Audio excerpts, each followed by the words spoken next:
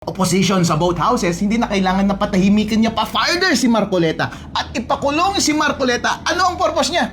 Ang purpose niya ay para hindi makapag-cross-examine si Marcoleta sa impeachment ni VP Sara.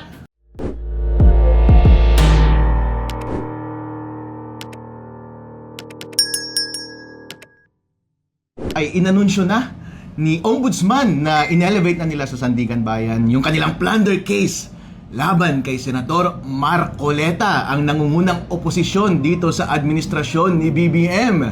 Bigyan ko po kayo ng historical context. Noong 17th century, nung panahon ni King Charles I, ipinaaresto niya rin yung oposisyon doon sa parliament. Ano po ang nangyari sa England doon? Nagkaroon ng civil war at napugutan ng ulo si King Charles I. Hindi ko sinasabi na mapupugutan ng ulo ngayon si BBM. Oy, matibag, hindi yun kaso Pero treading on dangerous grounds si BBM ng kanyang ginagawa dahil it is not necessary na ipaaresto niya si Senator Marcoleta. Bakit po hindi kinakailangan? Ang tanging interest lamang ni BBM ngayon ay hindi magpatuloy yung inquiry laban sa flood control scandal. Yun lamang ang interest niya. Hindi naman niya interest na i-undermine yung candidacy ni VP Sara sa 2028. Siya na rin ang nagsabi noong unang panahon na ayaw niya na magpatuloy yung impeachment ni VP Sara. Pero bakit niya pa rin ipinagpapatuloy yung kanyang pang-iipit at pagpapatahimik sa oposisyon? Kasi po, as far as silencing the opposition is concerned, nasolve niyo na po yun. Bakit po? Dahil po, yung majority ng Senate, ang power ng Senate, ay wala na po sa side ni Marcoleta. Kampi niya na po yung Senate at kampi niya na po ang House. At ang real danger lamang naman sa kanyang administrasyon ay kapag nagkaroon ng inquiry at investigation doon sa dalawang houses ng Congress dahil yun lang naman yung may authoritative na magsalita laban sa korupsyon. Pero since napatahimik niya na yung opposition sa both houses, hindi na kailangan na patahimikin niya pa further si Marcoleta at ipakulong si Marcoleta. Ano ang purpose niya? Ang purpose niya ay para hindi makapag-cross-examine si Marcoleta sa impeachment ni VP Sara. Wow, BBM, I think that is ill-advised. That is ill-advised. Bakit? Wala kang personal interest dun Naiintindihan ko na meron ka pang personal interest doon sa pagpapatahimik ng investigasyon laban sa flood control kasi involved ka, di ba? Kasi sa lahat ng investigasyon natin, ang lumabas, ikaw ang mastermind. Ikaw ang tinuturo ni Zaldico, ikaw ang tinuturo ni Romualdez, at yung sinasabi natin mga bodyguard ni Zaldico, ikaw ang tinuturo. Kaya naiintindihan ko kung patatahimikin mo yung investigasyon laban sa flood control.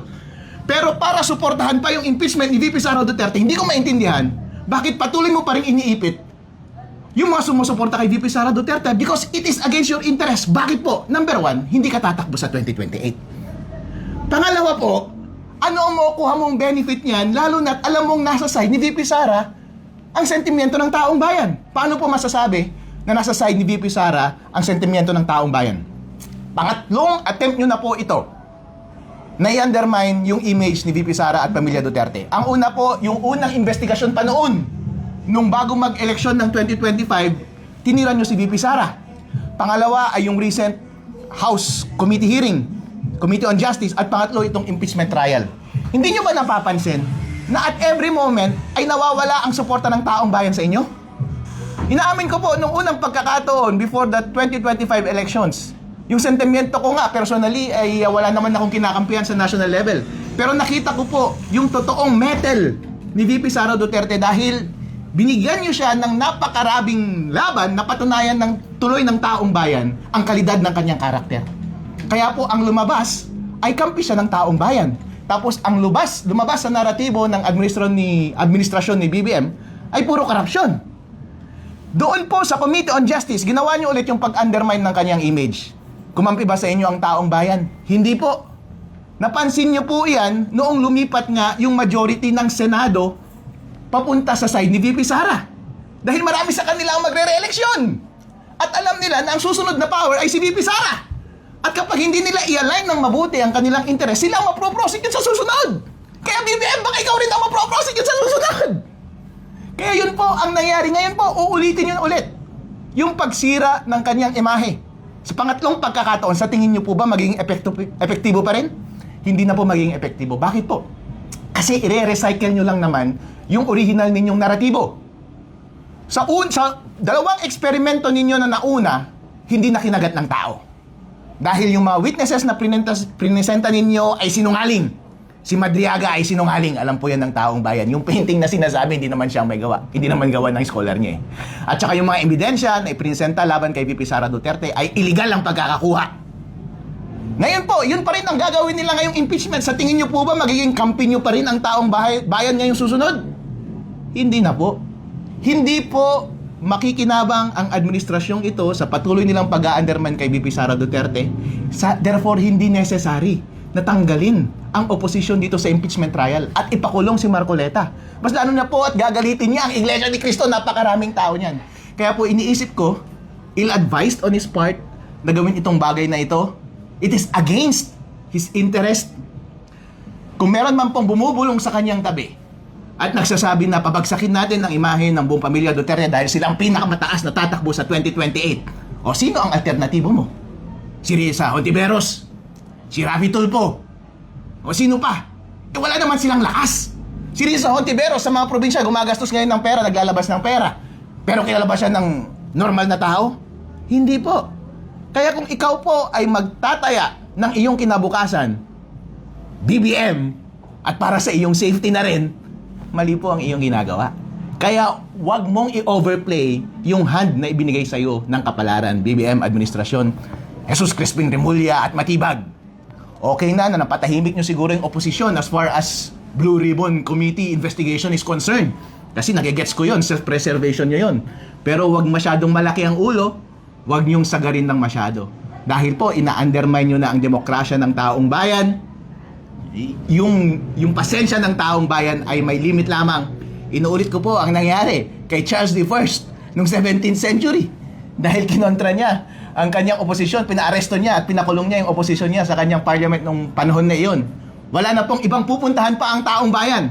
Kaya hindi niya naiwasan na nagkaroon ng civil war at napugutan siya ng ulo. Ang sinasabi ko lang po kay BBM, for your sake, please tread carefully.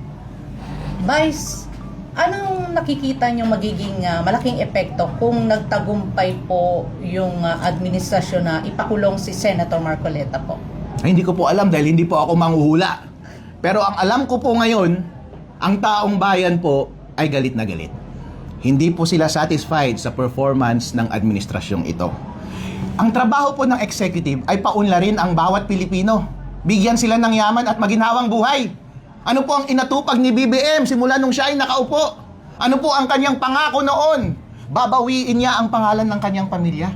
Dahil akala ng taong bayan, yung tatay mo noon siguro magaling sa pagpapatakbo ng ekonomiya, kaso nga lang nagnakaw, ito na yung chance mo. Since alam mo na you were advised fairly kung ano ang mali niyang ginawa, siguro hindi mo na uulitin.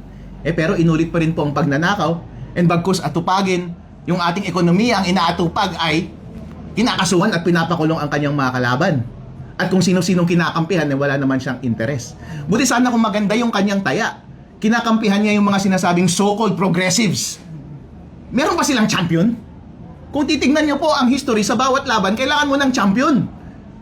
Ang mentality ng taong bayan at psyche ng mga Pilipino, kailangan natin mag-side sa isang malakas na karakter at personalidad na mamuno sa atin. Pero sino po ang pinapresenta nilang champion? Hindi naman po kilala. So ang tanging ginagawa nyo lamang ay ina-undermine ninyo yung confidence ng mga Pilipino at mas lalo ninyong pinapalaki ang galit nila laban sa inyo. Ayun po. Last na lang po, Vice, mensahe nyo na lang po at panawagan sa ating mga kababayan na nanonood sa inyo ngayon. Mga kababayan, well, bantayan natin ang susunod na mangyayari dito sa ating bansa. Ang nakalinya po ay yung impeachment na magsisimula na sa Monday. So far, inaamin ko po, talunan talaga tayo. Bakit po talo? Kasi nasa kanila yung kapangyarihan. Talo tayo sa Senate. Gusto nating ilabas ang katotohanan. Mapanagot ang lahat ng nagkasala. Ilabas ang lahat ng impormasyon about sa flood control scandal. Napatahimik po nila, hindi po ba? Hindi na po tutuloy. So, talo po tayo doon. Kami na nagsasalita lamang na kumokontra laban sa korupsyon, kinakasuhan at pinapatahimik. Talo ako in that respect. Pero kay VP Sara, papayag ba tayo na matalo? Dito sa laban ni VP Sara sa impeachment? Kasi kapag natalo po si VP Sara dito, may impeach siya. At perpetual disqualification, hindi na siya makakatakbo sa 2028. Na-undermine na ang ating demokrasya. Buti sana kung maayos yung pagkakagamit nila ng impeachment mechanism sa ating konstitusyon. para kahit papaano i-regulate nila yung ating demokrasya. Pero hindi naman po tama ang kanilang pagkakagamit. Peke ang mga witness, hindi maganda ang pagkakakuha ng mga ebidensya, at sino yung mga alternative na gusto nilang ipresenta para mamuno ng bansang Pilipinas. Sila rin po ay nakatanggap ng mga maleta. So yan po ba ang paraan para ma-appease ninyo ang taong bayan? Hindi po. Thank you so much po. Kayo po may tanong? Ayan. Viral na naman si Bay.